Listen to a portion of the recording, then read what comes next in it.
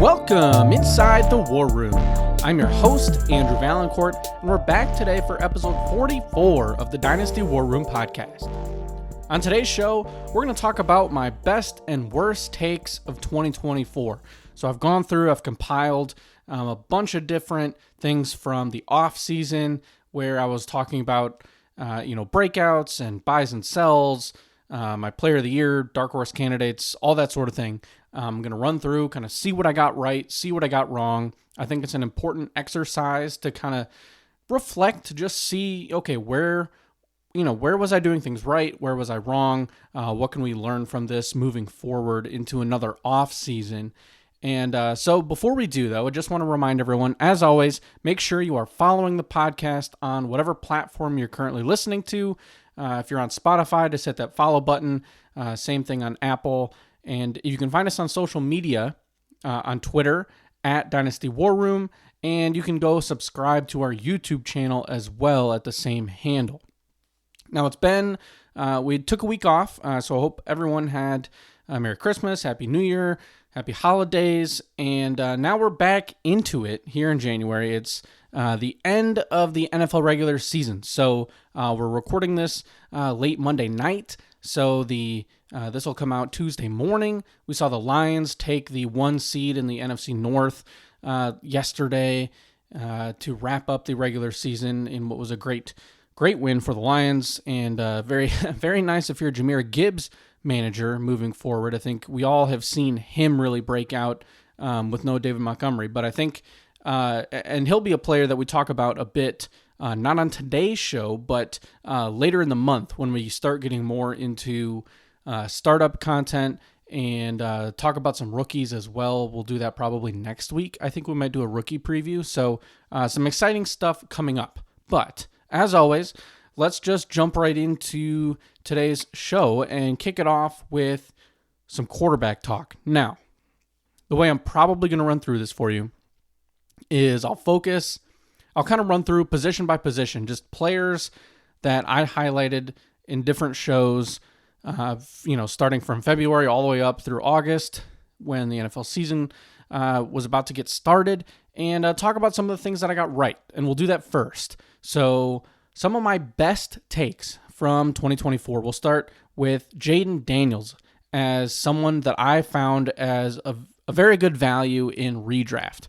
So this is a Dynasty show, but we did sprinkle in some redraft talk, especially when we got to August, because some of those redraft rankings and just focusing on your current season does really affect some of that Dynasty perceived value. So Jayden Daniels, kind of a high risk, high reward type of rookie. And, we talked about that during rookie draft season in the spring, and he paid off. He was somebody that I recommended grabbing in the later rounds. And he ended up being QB4 overall, QB3 in points per game. So can't do a whole lot better than that, obviously. And drafting him where you did, it was a huge discount that allowed you to stack up on other positions where if you could hit on those picks, paired with the top 4 quarterback, you were probably in a lot of championship games in leagues where you drafted Jayden Daniels. So next up is going to be Jared Goff, who was my guy, one of 3 quarterbacks. The other 2, unfortunately, are going to be on the worst takes side of this show. But Jared Goff was a quarterback that I did like, felt that the offense was going to be very, very strong again and that he was still being underdrafted in Dynasty. And I think his long-term value is pretty stable. Even if, Ben Johnson were to leave and go somewhere else, I think that this offense is going to remain very similar. And, he finished QB6 overall, 7 in points per game. So hard to complain about the year from Jared Goff. He threw for a lot of touchdowns. It was an MVP candidate. Certainly will, finish behind Lamar Jackson and Josh Allen, but somebody that's in that general conversation, probably 5th or 6th on the board. So Jared Goff, definitely one of my better takes of the offseason. All right, so now 2 players that I thought would be busts that did end up, in fact, being busts, and that's going to be Deshaun Watson and Aaron Rodgers. Watson not only did he not play well when he was healthy, but then got injured, is out for the season. Now there's some doubt about, whether he'll be able to play in 2025 or how much. He suffered some kind of setback. So, we'll keep an eye on that. But I would expect with Cleveland being, where they are in the draft in the top 5, that they're going to be in the quarterback market potentially. I don't love this rookie quarterback class, but given the nature of the position and the fact that there are so many teams that need quarterbacks, surely there will be some that go in the top 5 and top 10 of the draft. Now, whether that's Cleveland, who knows? But the fact that we're even talking about it tells you a lot about Deshaun Watson's 2024 season. So, contract-wise, Cleveland is stuck with him. He's going to be there at least the next 2 years. Unless, they stretch his contract out a bit as it is. So, in theory, it's possible that they could cut ties at some point. But the money is going to be there. So, expect him to be, on the Browns in some capacity, even if it's as a backup, in 2025 and 2026. Now, Aaron Rodgers, he might not be on a roster in 2025. He had a very rough season. The team as a whole did not play well. Apparently, ownership is not happy with him. There's a lot of question marks about whether or not Rodgers, will be on any team, let alone the Jets. It seems unlikely that he will stay in New York, given that what we just talked about with the fact that there are so many teams that need QBs. It wouldn't stun me if someone else gives him a shot. A 1-year deal, finish things out, just see what they can make happen for a team that, maybe is unable to move up for someone in the draft and needs kind of a 1-year stopgap.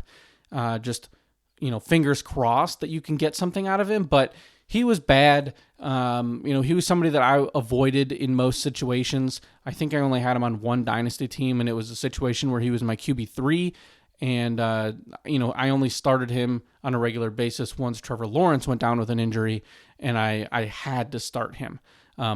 So, Deshaun Watson, Aaron Rodgers, 2 players that certainly fit the bust category here in 2024.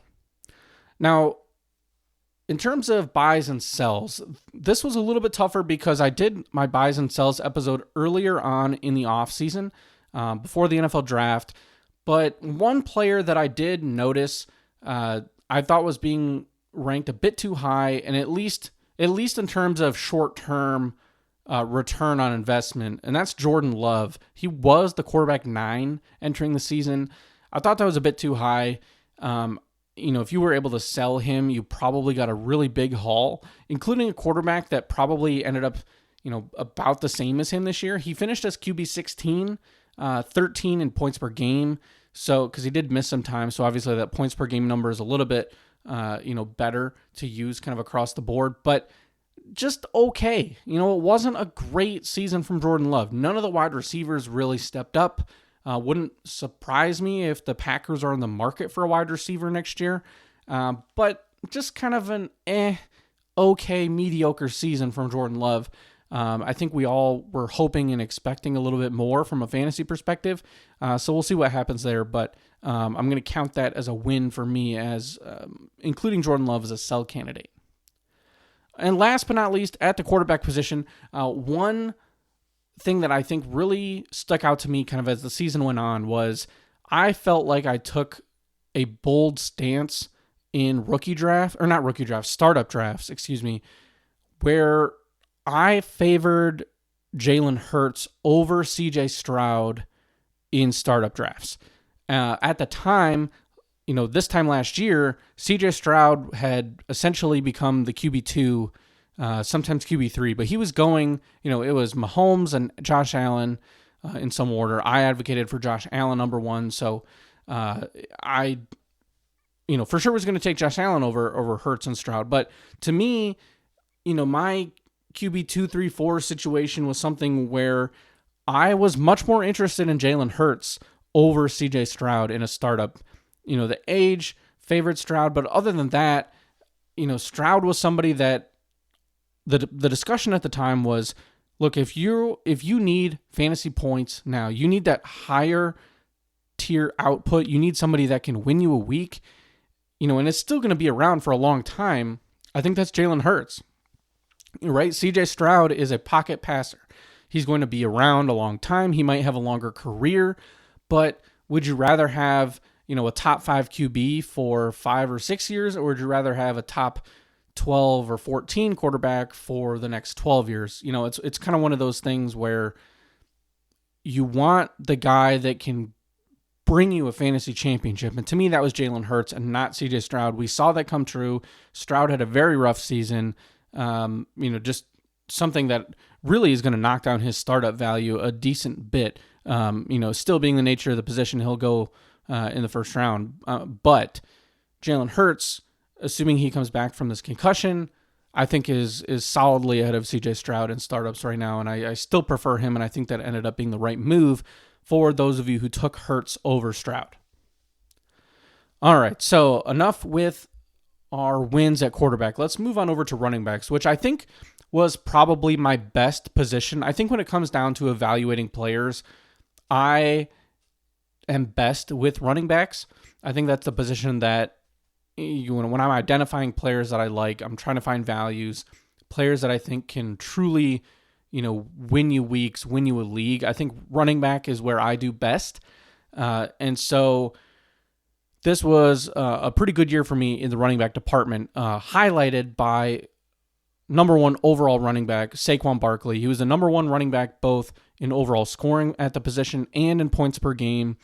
I listed him in my dark horse to be number 1 at his position episode. He was the first name we mentioned there.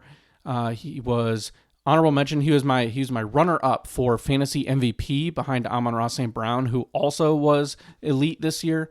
And I listed him as a buy candidate on the buys and sells episode. So I was very much into Saquon Barkley this year. I thought he was being undervalued.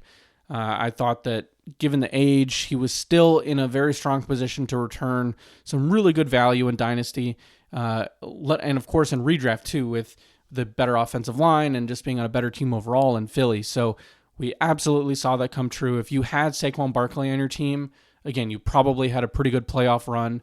I know in at least 1 or 2 of my leagues, if not more, the championship team did in fact have Saquon Barkley. So definitely a nice win there for a player that certainly has had the talent, the potential, and struggled to stay healthy a bit, but did so this year and put up one of the best seasons of all time at the position.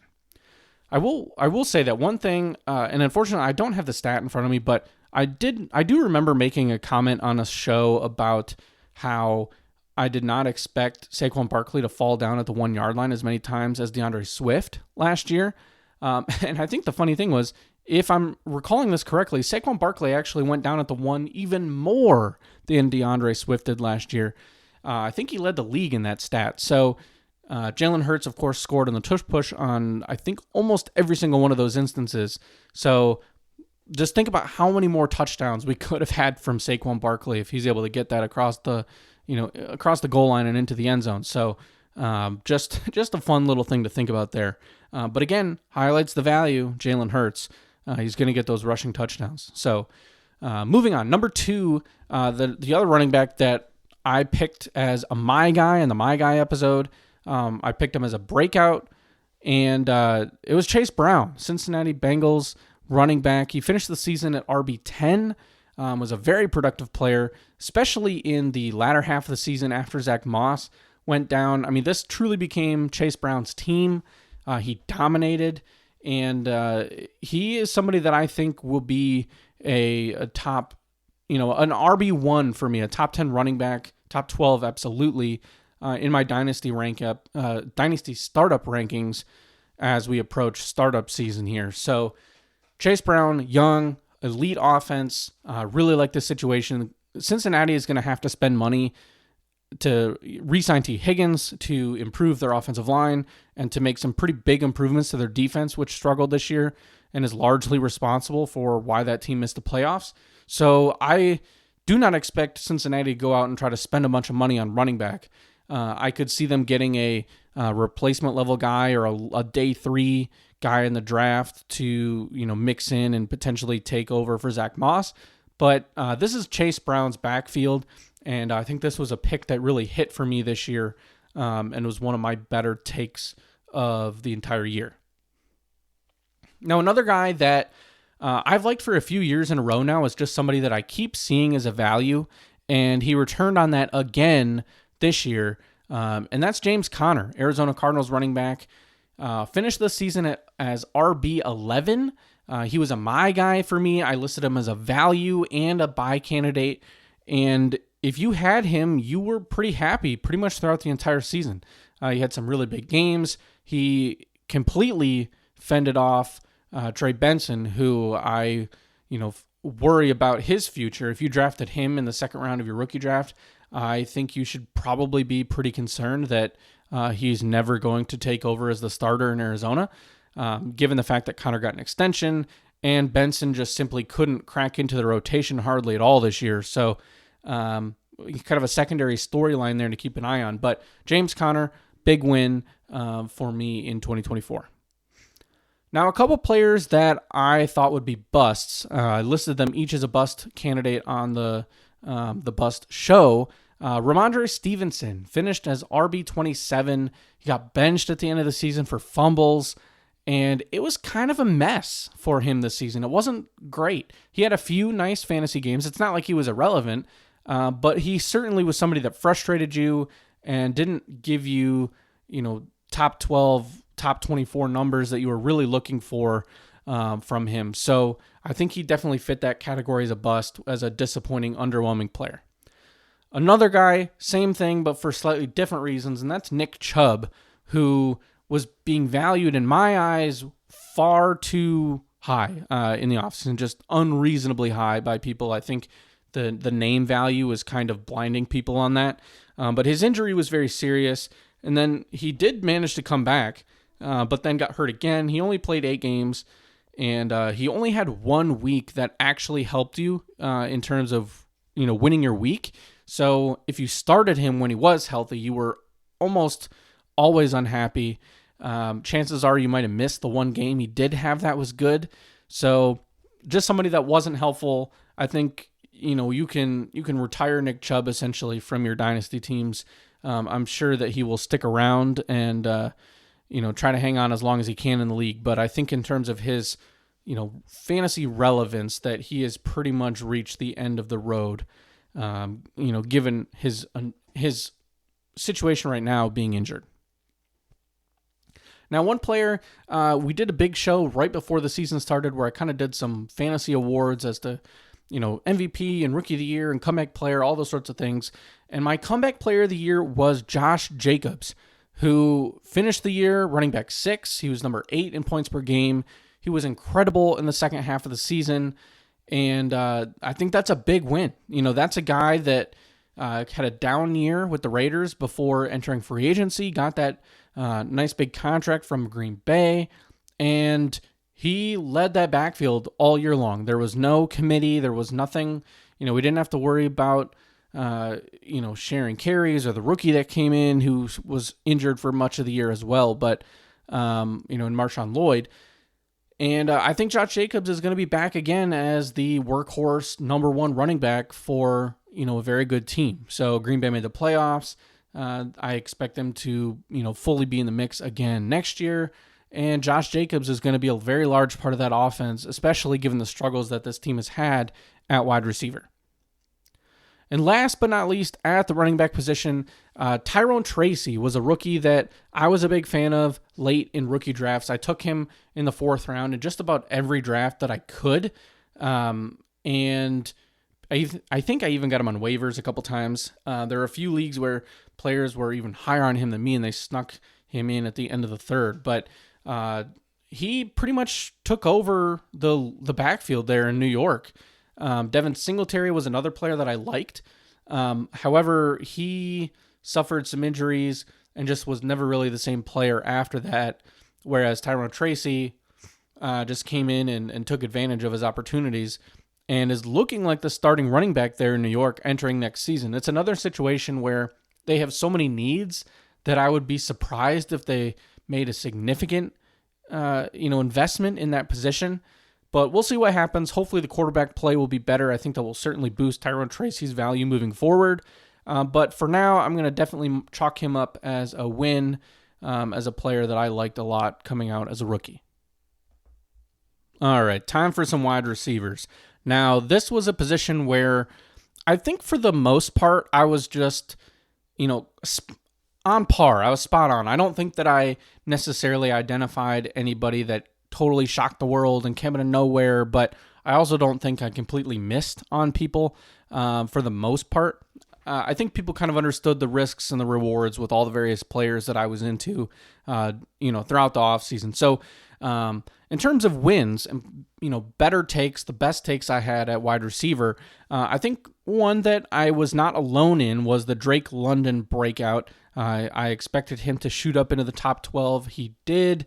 He finished at wide receiver 11, showed a lot of really good chemistry with Michael Penix Jr. there at the end of the season. So I have high expectations again for Drake London, who is someone that I took early in a couple startups last year. I will be doing so again in any startups that I do this year. So Drake London, definitely a win. Somebody that, in fact, in our listener league chat, we had a little bit of a side bet going on where I favored Drake London, a league mate favored Chris Olave. We had a little debate about who would finish higher this season. Unfortunately, it was a bit of an incomplete for Chris Olave, but I think certainly Drake London, moving forward, has the significantly higher dynasty value and had a very good season. So Drake London, will chalk that one up as a win. Next up is Khalil Shakir. So this was a player that I talked about a ton. I mean, every opportunity that I could during the offseason, I name-dropped Khalil Shakir. And that's because he was, going so late in drafts. I mean, he was essentially free, right? The players that he was being drafted around, you're talking, mid to low-level bench players, just completely forgotten about in redraft. And then in Dynasty, it was still kind of like, okay, he's going to be the third or the fourth option. There weren't really many believers in Khalil Shakir. Not me. I loved Khalil Shakir. He was somebody that I was all about.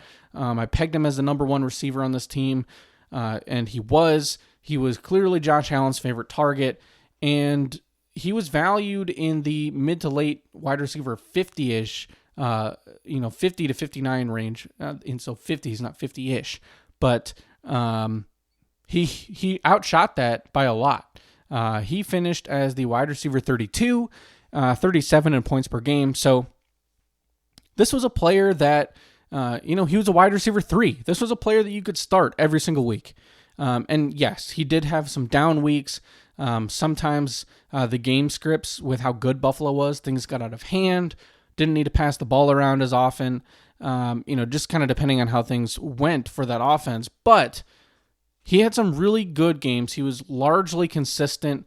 He wasn't somebody that was going to necessarily drop 40 points, but he was going to get you double digits, get you 15, 18 points, and he could do that on a regular basis. So this was a really nice player to have in your lineup. If you had him this year, chances are you were pretty happy. Just a reliable guy that you can plug in a dynasty league. It was a very good flex, wide receiver 3 candidate again that you could just plug right in. So I'm going to count that as a win, right? Before the season, I talked about where I expected him to finish, and I think this is exactly where I said. I never expected him to just turn into this top 12 wide receiver. He was never going to be prime Stephon Diggs. However, on a team that lacked a true wide receiver 1, Shakir was somebody that fit the bill as someone that was going to get targets, going to score fantasy points, and that's what he did, and I think he'll continue to do so moving forward. His future outlook might be a little bit more cloudy for the future, so potentially it could be time to cash in, but there's Keon Coleman. I think Amari Cooper is done essentially, so we'll see how things shake out. But Khalil Shakir, definitely putting that in the win column for my best takes of 2024. All right, so 2 players that I had as my guys before the season. One was a my guy, one is a my guy honorable mention. Devontae Smith was the actual my guy. Zay Flowers was the honorable mention, and both had pretty solid seasons. Devontae Smith was wide receiver 24, Zay Flowers wide receiver 21. Devontae Smith missed some time due to injury, so he ended up actually at wide receiver 17 in points per game. So Both players, wide receiver twos, players that you were starting every week. And, there was a couple tough weeks there in the middle of the season for Devonta Smith, right around when he got injured. But other than that, he was very productive, very good. I feel good about those picks for my guys. There's still players that I think are going to be very productive for the foreseeable future. And, they did not fall off. It seems like a lot of people were pretty down on Devonta Smith, which is weird to me because he's really proven that he is a top tier wide receiver 2 in this league. So should A.J. Brown ever get hurt, I think we're talking about a wide receiver 1 overall, not just on the team, but I'm talking in fantasy. Should he have to be the number 1 receiver for the Eagles for an extended period of time, I think he can handle the role is the general point. But very happy with those picks. And but other than that, not too much to say. They were both good, right? It wasn't a situation where either one just really outshot their preseason evaluation. There were a few spots better, which is why I included them here as a win. But they didn't, they weren't top 10 players, but they certainly helped your dynasty teams. Now, players that I thought would be busts or would underperform, things like that, players that were overvalued. So I got a few players here that I want to talk about. Number 1, if you have listened to this show for any significant period of time, you know that all off season I was a Stefon Diggs hater. I was selling him everywhere I could, trying to get a late first round pick. It was a situation where I thought he might finish as the number 3 receiver on his own team and would just kind of lose relevance in fantasy given the competition with Nico Collins, Tank Dell, his age, his decrease in production when he was the only good receiver in Buffalo. So what happened? Well, I included him here in the win column, but it's really more of a push. Now, Stefon Diggs finished the year as wide receiver 59, which of course is a bust, but that's due to injury. He missed most of the season due to injury, which I think is going to really hurt his future value. But in the games that he did play, he was very good. He finished 19th in points per game. So that's why I say it's a bit of a push because he did not struggle as a player when he was healthy the way that I expected him to. So in that sense, I did not get that correct. However, it still worked out in my favor in terms of overall, the trajectory, where things are headed. Was he going to help or hurt your team? He obviously did not help your team once he got hurt, missed most of the year, left your team probably in a tough spot if you were holding on to him and just relying on him as a player because, probably became a bit difficult to move him once that injury came along. I'm sure that some people may have had that opportunity in dynasty leagues, especially in leagues where the draft order is determined by max points.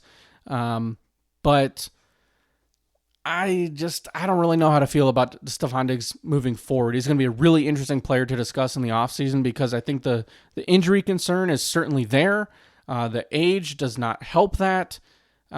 But he was pretty solid when he was healthy. So maybe he turns into a bit of a veteran value in Dynasty moving forward. Not somebody that you should be paying a first-round pick for, but if you can get him for a late second-round pick come draft season when people get really hyped up about, the rookies and all that, hey, that could be a window of opportunity. But Stefon Diggs, a bit of a push, but I'm going to lean towards a win here because that was, wide receiver 59. It speaks for itself. Now, another player that I thought was, going to be a bust, I had him as a bust and a sell, was Amari Cooper. He really struggled. He got traded midway through the year from Cleveland to Buffalo. Was not good. He had a game here or there, but it was largely disappointing. His age now factors in as a situation where, how do you think about him moving into, yet another, we just got it's another older wide receiver that, is he going to have some games? Sure. But is he really going to help your dynasty team? I just don't know. I think that I'd be a little bit more interested now than I was this past season, because at least now you're getting him for dirt cheap. I don't even know that you get a second round pick for Amari Cooper right now. But he was a bust, right? So he definitely belongs in the win column. Keenan Allen was a player that I marked as a bust, and I can't really take the win on that one. This is another one that I just wanted to talk about. I don't know that he's a true, best take for me, but I was half right, because he was terrible for 10 of the first 11 weeks of the season. Didn't help you at all if you had him in your starting lineup. But he did catch fire to finish the season. He had a lot of good fantasy games. So from a fantasy situation, though, the reason that if I had to mention him in a segment, I included him in the win section, because if you are completely unusable for 10 of the first 11 weeks of the season, chances are, if you had Keenan Allen on your Dynasty team, well, you just didn't start him after that. You missed out on a few of those first big games because you were scared to play him, because he wasn't producing for you. He was, single-digit fantasy scoring. And so how are you supposed to turn around and plug that guy in and just count on him to finish out, the season as you move towards the playoffs? You got important matchups. You weren't doing it. So by the time you probably caught on, maybe a little bit too late, but he might have helped you there near the end of the season to get in the playoffs. But definitely a rough first half of the season for Keenan Allen, who now is going to be a free agent. That will be an interesting name to watch. Could be another, valuable veteran. So who knows? Maybe he'll fall into that Stephon Diggs category where, hey, if you can get him for a late 2 or something, maybe it becomes a value. But we'll see how that shakes out. One more player that I was negative on before we finish off with a positive one. I was pretty down on Garrett Wilson. I thought he was being overvalued. He actually was my... I think he was my bust of the year. And because he was being drafted as a first-round pick. I mean, we're talking a top 7 wide receiver, redraft. People were super excited about him. Dynasty was still, oh my God, this is, the most talented young wide receiver there is. And it didn't really happen for Garrett Wilson. It was kind of about what I expected, because I did point out in that episode where I was labeling him as a bust. It wasn't that I thought he was going to be terrible this season. I'd never thought that. But I did think that he was definitely going to hurt your team if you drafted him in the first round of a redraft league. He was definitely going to hurt your team if you were counting on him as your wide receiver 1. And that's pretty much how it shook out. He did finish as the wide receiver 9, which is pretty impressive because it certainly did not feel like that throughout the season. But that's reflected a bit more in his points per game, where he came 18th. So I think that reflected his season a bit more. He had, a couple spike weeks that, boosted his final ranking there, but largely frustrating, inconsistent. You could absolutely start him, but if you took him in the first round of a redraft league, chances are you miss the playoffs, or you had to figure something else out to get your team there, because Garrett Wilson was not the reason that you made the playoffs, was not the reason you won a championship. He was a good player, but not where the community expected him to be, not where you probably expected him to be if you took him, in the top 12, or even right at the early part of the second round. Just not a player that really was elite. Just, he didn't help you the way you wanted. Last but not least, before we move on over to the negatives and the tight ends first, and then some negatives. Amon-Ra St. Brown was my MVP pick for all of fantasy football, and he finished as the wide receiver 3, 4th in points per game. So while the true fantasy MVP would have been Jamar Chase, Amon-Ra St. Brown certainly was still awesome. If you had him on your team, again, you probably did very well. It was a very good pick in the draft, wherever you took him, whether dynasty or redraft. And I think what really stood out about St. Brown is not only was he, his usual consistent self throughout the season, he was incredible in the fantasy playoffs. If you were stuck in, the quarterfinals and you had to play in that first round, Amon-Ra St. Brown carried you over into the semifinals. He had 76.3 points across the 3 playoff weeks, which comes out to almost 25.5 points per game. And he had a 30-plus point performance in week 1 of the playoffs. So he was incredible for your team. If you made the playoffs with Amon-Ra St. Brown, chances are you did very well to round out the season and finish in the money in your leagues. So I think that qualifies as a win, a good take here for the show. And that's the last receiver here that we're going to talk about as a win on this show.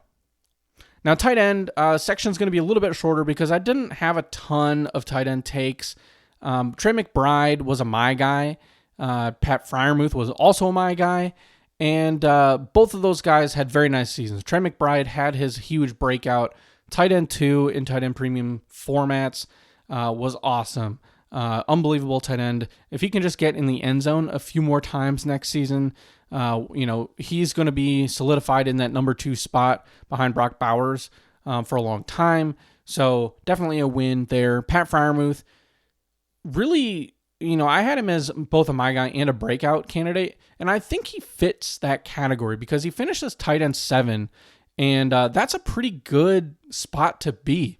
He was cheap. He did not cost you much, but he helped your team for, given where you took him. So, or the cost that you paid to trade for him, or whatever the situation may be, he certainly helped you.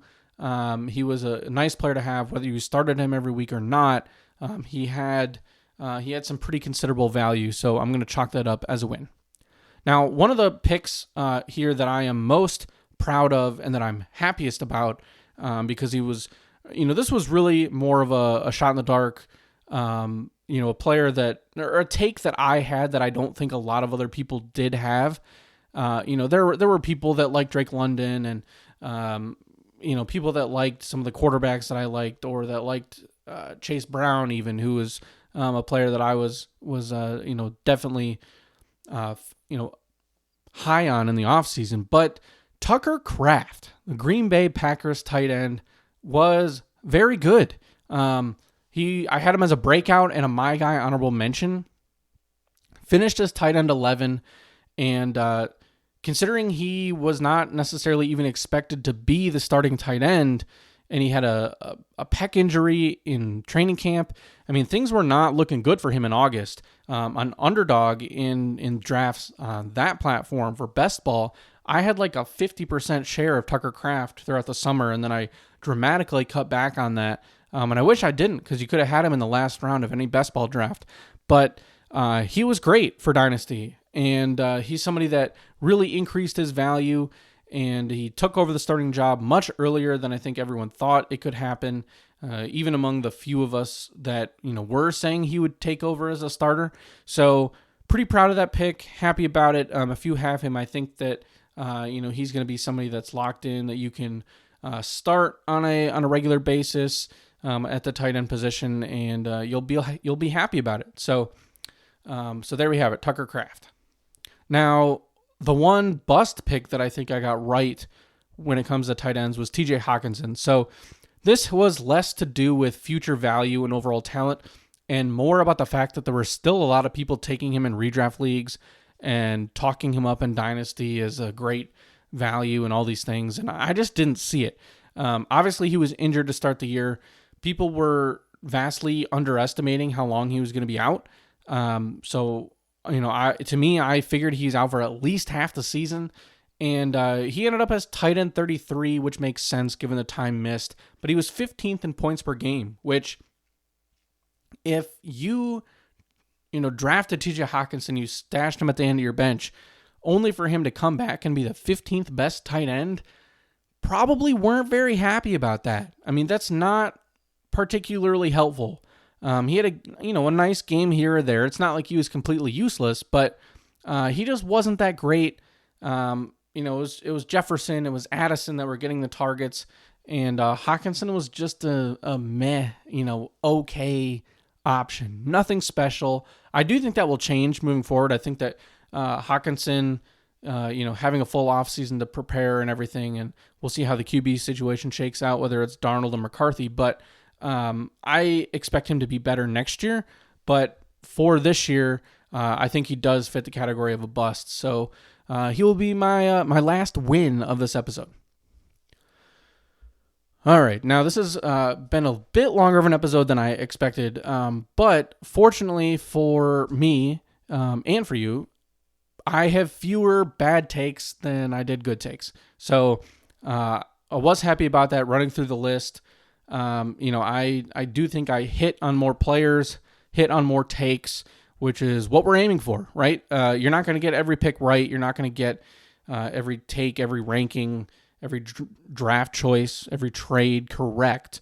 But if you can hit more times than not, you're going to be in a very good position with Dynasty. So we'll start things off with the quarterback position where, quite frankly, I did not do a very good job of evaluating this position this year. I was really in love with Anthony Richardson and Trevor Lawrence, and neither one helped you at all. Richardson had one good game, then he got benched. Had the whole instance, or not benched, but he played terrible after that. Then he got benched. Had the instance of him, coming out of the game. Just a mess in Indianapolis. Joe Flacco came in. He stunk. Richardson went back in. Had some okay games for fantasy, but not necessarily the best for, real life performance. And I had both Richardson and Lawrence as my guys. I had them both as breakout picks. And, Richardson, it seems like, still will be the starter moving forward into next year. He's at least going to get that opportunity, one last time. He was a top 5 pick. So maybe if you still believe in the traits and the rushing ability, you can, acquire him cheap in the offseason. I don't think it's going to be too cheap because the people that have Richardson are not going to want to sell him low. But I don't know that I'm going to be advocating for him as much. Chances are, I think I have him in one league. I'm probably going to hold on, but there's a chance I might shop him around, see if there's any other quarterbacks that I can essentially swap him for. And Trevor Lawrence, I'm much more interested in keeping Trevor Lawrence around in Dynasty. He wasn't very good this year. Then he got hurt, missed the season. Even in a few of the games before, going on IR, he was trying to play through some injuries. So a bit of an incomplete there for Lawrence, but still not what you were looking for. He's somebody that I was taking, in the third round of startups, a player that I thought was going to really improve on his value and turn into the quarterback, that we all thought was worthy of the number 1 pick. And he just hasn't done it. He got paid. He got the big contract. He's going to have a new coach. So we'll see what happens there. Maybe for Jaguar fans, they might end up with Ben Johnson, which would be helpful for Trevor Lawrence. But we'll see how things shake out there. But that was certainly a bad pick by me, a bad choice. A couple wins there with, identifying other players as busts in terms of Watson and Rodgers. But having two of my, more, favored players at the position be true busts was definitely a big disappointment. At running back, there are a couple I was much better at this position, like I said, probably than everything else. So I don't have a ton in terms of running backs that I got wrong. However, definitely some big ones. So Zamir White, a player that I mentioned as a possible breakout on the Breakouts episode, that flamed out really quickly. He got hurt. He struggled. He just was awful. Bad situation. So he missed a lot of time to injury. But even when he was healthy, he just didn't help you at all. So just a rough situation. Now, he was a player that I was a bit more excited kind of earlier in the offseason than I think as we got partway through the summer, I started to rethink my position on him. And so I really backed off on including him as a buy or a my guy or anything like that because I just did not feel that strongly about it anymore. However, I was probably a little bit more positive than negative on Zamir White, and so for that reason, I think he deserves to be here on the bad take list, simply because of how atrocious he really was. And he was being valued relatively high. I mean, he was being valued as a mid-second round pick, and just did not work out at all. And I would fully expect the Raiders to have a new starting running back next year. I think they're a team to look at in the draft that will probably take a new quarterback and a new running back and a wide receiver. So we'll see how things look, next year with the Raiders, because I expect just an entirely new offense. Now, sell candidates. There were two players that, I named on the sell episode at running back: Derrick Henry, Devon Achane. Both of those would have been bad players to trade away. So Derrick Henry, I thought, had hit the age cliff, just was not going to be the same player, and was so highly valued because of his landing spot in Baltimore that I thought this is a perfect time to trade him away. You can get a first round pick, you can get some good value for him, and it would probably ended poorly for you if you traded Derrick Henry and were not a true rebuilding team. So that obviously bad take. He had a great season. Was a top 3 running back. So unfortunate situation there, and now we're going to be in the same kind of situation again this offseason because another year older, more wear and tear, but he was great. He's on a great team, had a great year. So I think given the fact that he's probably going to go really late in startups, and his trade value is really where it's going to be tough because, trading a first-round pick for a 30-something-year-old running back is almost always a terrible decision. So I don't know that I personally will be the one that makes that type of move. But if you have Derrick Henry, you're probably going to hold on to him and just ride the wave out. He's one of those special players that at this stage in the game, if you still have him, you probably just wait until he retires and you get what you get and you be happy for it, and it is what it is. Now, Devon Achane was somebody that, I was kind of a roller coaster on, but ultimately I did include him as a sell candidate, so that take needs to go on this list because he was good, or he was good when Tua was healthy, which hopefully will be the case next year. It was the case on occasion this year, but Devon Achane, I think, has made it clear that he is a very talented player. He's the clear number 1 running back in Miami, and I am no longer scared away from him. I think he's a very good player. His startup value is definitely higher than it was last year. And so for those reasons, he makes this list as a bad take that I had. Now I got 2 rookie bad takes at the running back position. So I was not a believer in Bucky Irving, like pretty much at all. I don't think I have him in any leagues because when it came for the 3rd round, I was more likely to take Jalen Wright, or I was depending on where in the round, maybe I took Kamani Vidal, who is the other running back on this list. I believed in Vidal. I did not believe in Irving, and I should have flipped those takes because Bucky Irving is incredible. He's a top 10 Dynasty running back now, and Kamani Vidal is going to be lucky if he is a backup next year with the Chargers, who will probably take a running back of their own again in the draft. Probably earlier on, day 2, something like that. J.K. Dobbins has been a great story, but Gus Edwards has had a couple good weeks. But those two played well enough to keep Vidal off the field for the most part. He showed some flashes, but, just not enough to where to justify where I was taking him last year, mid-3rd round in rookie drafts. And he's probably going to be somebody that you'll keep on your bench, because if he's the number 3 running back on a Chargers team that loves to run the ball, and has at least, one guy that does have a pretty significant injury history, you want to keep that backup option around. But still a bad take. Was a player that I really, really liked, and it just didn't work out. All right, now wide receivers. So another player, well, as many of these players are, guy that I liked. He was a breakout pick for me. He was my guy. And Christian Watson just couldn't put it together, man. He just wasn't good. Was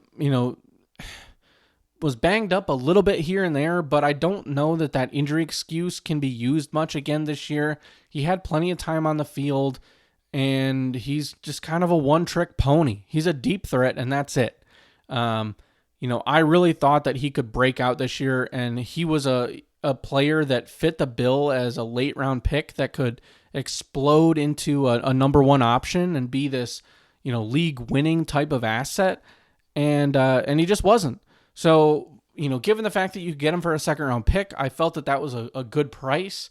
It was one that I was willing to pay in a few different places, thinking, hey, if this works out, this is going to be a huge steal, and it did not work out. So I think, he's not the number one receiver in Green Bay. I think it's probably Romeo Doubs. Jaden Reed probably has more fantasy value than Christian Watson by a pretty significant margin now, even though Reed himself has been pretty disappointing after his hot start to the year. So just a mess, really, with the Green Bay wide receivers. And I really talked up Christian Watson. He was somebody that I liked. I recommended to people. And so, unfortunately, that did not work out. And, I feel bad about that one, because that was really one that I thought was like, a take that was significant to this show. It was kind of unique. It was something that not a lot of other people were really, pushing. And, I felt that was potentially a nice window of opportunity, and it just did not go well. Now, T. Higgins was somebody that I included on the bust and sell episodes. I thought that his price was a bit high given his injury history and the contract situation and just a lot of question marks. But T. Higgins was great. Wide receiver 14 overall, wide receiver 6 in points per game, which is incredible. He did miss a little bit of time due to injury, but obviously you see that points per game number just being so high. And he's probably going to stay in Cincinnati, which is great for anyone that has T. Higgins on their team, because he, regardless of whether he gets paid in a long-term deal or a franchise tag, again, either way, I fully expect him to stay a Bengal, and he was great. Joe Burrow was awesome.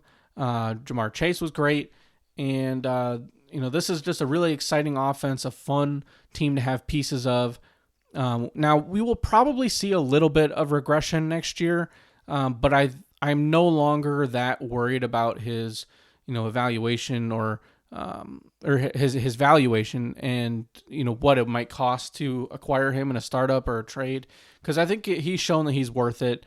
It'll be a bit of a tough situation with the contract, but again, I fully expect him back in Cincinnati, and I was wrong about him, being underwhelming.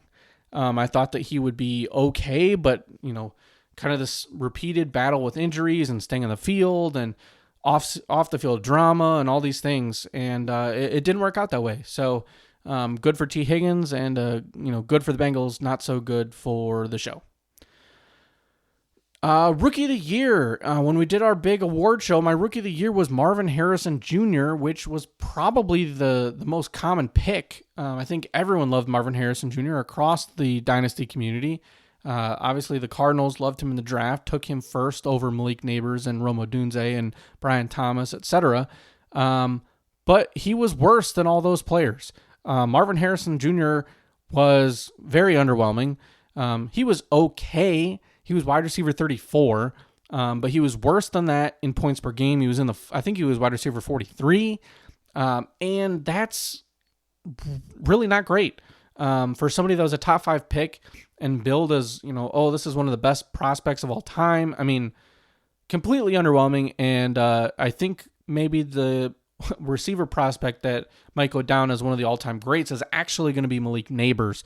So lucky for you if you had the 3rd overall pick or 4th overall pick in your rookie drafts, because chances are you got one of Jaden Daniels or Malik Neighbors, which certainly feels better right now than having Caleb Williams or Marvin Harrison Jr. Now, I by no means do I think Marvin Harrison is a bust or somebody that doesn't have value or anything like that. I think he's the clear number 1 receiver on that team. I would expect things to improve in year 2. He had a solid season, right? He had over 850 yards receiving. He scored some touchdowns. So this is not, something where, it was a disaster. He just got hyped up as, we talk about Garrett Wilson as somebody that was overdrafted. Marvin Harrison Jr. was drafted far too high. He falls into that same category, but even to another level. nobody had any business taking him at the end of the first round in a redraft league or a best ball or anything like that. I think expecting him to finish as a wide receiver 1 as a rookie was extreme, and obviously it didn't work out. Better choice here would have obviously been Neighbors or Jane Daniels.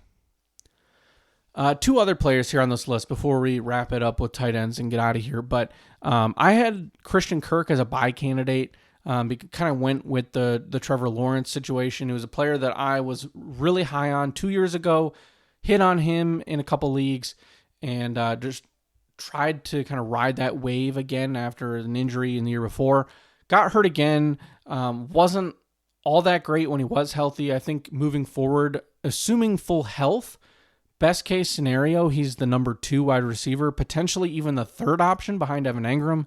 So Christian Kirk, probably you've missed the boat on getting good value in return for him, which is unfortunate. And that's why him being a buy candidate absolutely has to make this list. All right, now the last player is going to be Josh Palmer, who is somebody that I liked a lot. I thought he was going to be the Chargers' number 1 wide receiver, and that simply was not the case. Not even close. He was highly inconsistent. Ladd McConkey really came on strong and was awesome for this team. And so for those reasons, pretty self-explanatory there. Josh Palmer was really just completely irrelevant for fantasy purposes this year. And so that obviously means this needs to be a bad take. Now, I will say that I at least had the foresight not to include Josh Palmer in my breakouts or my guy or anything like that. So I tried to temper the expectations a little bit, but still the fact that I even thought he would be number 1 on that team did not work out to be the case. So that's why it's on the list. Okay, tight ends. Now, George Kittle, David Njoku, both players that I thought would be busts. I had George Kittle as a sell early in the offseason. He was coming off a core muscle surgery, which is a pretty serious injury that usually takes a lot of time to come back from. And he was great. I mean, George Kittle was one of the best players in all of fantasy. He was top 3 tight end, depending on your scoring format, either 2nd or 3rd. He was tight end 3 in tight end premium, tight end 2 in points per game. And he was awesome. There's no other way to put it. He was great. And it was a bad take by me to mark him as a bust. And he'll be back again next year as another good tight end option. And then David Njoku was somebody that I mentioned as a bust because I was pretty much entirely out on the Cleveland offense. At the time, I talked about Amari Cooper as a bust. I talked about Deshaun Watson as a bust, Nick Chubb as a bust. How Jerome Ford was the one guy that I was maybe interested in. And he had an okay season a little bit, but before getting hurt himself. But David Njoku was great. Obviously, Jerry Jeudy ended up being the player to own on that team, but David Njoku had a very nice season as well before he had his own injury issues. He finished tight end 10, but was number 4 in points per game, which just really shows how effective he was when he did play, especially with Jameis Winston, who, for fantasy's sake, hopefully we get more of him next year on some team somewhere because, we love a quarterback that's willing to just throw the ball around the field, chuck it up no matter what, isn't worried about interceptions, just wants to feed those receivers and tight ends and, rack up the yardage. So hopefully we get some of that next year. But there you have it. There is, the players that I was right about, players that I was wrong about, hot takes that I had, cold takes that I had. And thank you all so much for sticking with me throughout the season, going through this together. And, hopefully you benefited more than you were hurt by some of these picks.